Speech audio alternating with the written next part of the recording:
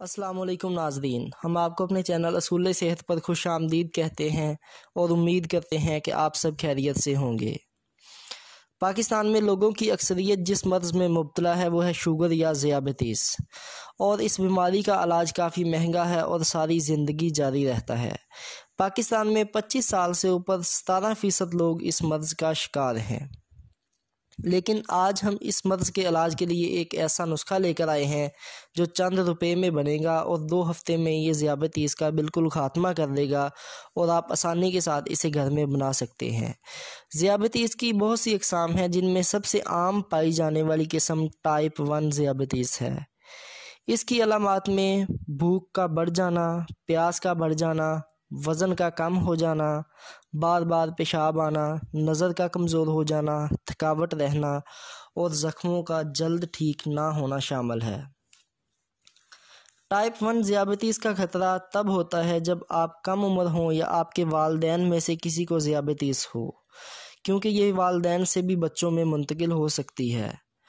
Type 2 ذیابیطس کا خطرہ تب ہوتا ہے جب آپ اوور ویٹ ہوں، عمر 45 یا اس سے زیادہ ہو، آپ کے والدین یا بہن بھائیوں میں سے کسی کو ذیابیطس ہو، ورزش یا محنت والا کام بالکل نہ کرتے ہوں، بلڈ پریشر بڑھتا ہو یا کولیسٹرول زیادہ ہو۔ اگر ان میں سے ایک بھی چیز ہے تو اس کا مطلب ہے کہ آپ کو ٹائپ 2 ذیابیطس ہونے کا خطرہ موجود ہے۔ ذیابیطس کی وجہ سے بہت سے خطرات پیدا ہو جاتے ہیں، جن میں سب سے پہلا خطرہ یہ ہے کہ آپ عارضہ قلب میں مبتلا ہو سکتے ہیں، اور اس کی وجہ سے ہارٹ اٹیک کے چانسز بھی بہت زیادہ بڑھ جاتے ہیں۔ اس کے علاوہ یہ بالوں کے جھڑ جانے کی وجہ بھی بنتا ہے، پاؤں کے زخمی ہونے کی وجہ بھی بن سکتی ہے یہ بیماری۔ اس کے علاوہ یہ ڈپریشن کی وجہ بھی بن سکتی ہے۔ ٹائپ 2 ذیابیطس کا خطرہ آپ روزانہ ورزش کر کے اور صحت مند خوراک کھا کر کم کر سکتے ہیں۔ اب بڑھتے ہیں اس کے علاج کی طرف۔ عام طور پر ذیابیطس کے مریض انسولین لگاتے ہیں یا پھر مختلف ایلوپیتھک ادویات استعمال کرتے ہیں، جو کہ کافی مہنگی ہوتی ہیں اور وہ مستقل کھانی پڑتی ہیں۔ لیکن ہم آپ کے لیے جو نسخہ لے کر آئے ہیں وہ انتہائی سستا اور مؤثر ہے، اور یہ چند روپے میں تیار ہو جائے گا۔ آئیے بڑھتے ہیں نسخے کے اجزاء اور ان کی مقدار کی طرف۔ ان کو آپ کہیں نوٹ کر لیں۔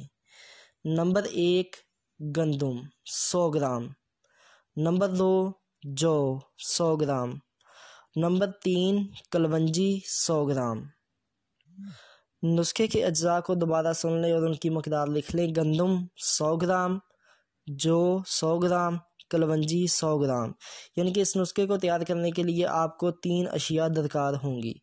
اب آتے ہیں تیاری کے طریقہ کی طرف۔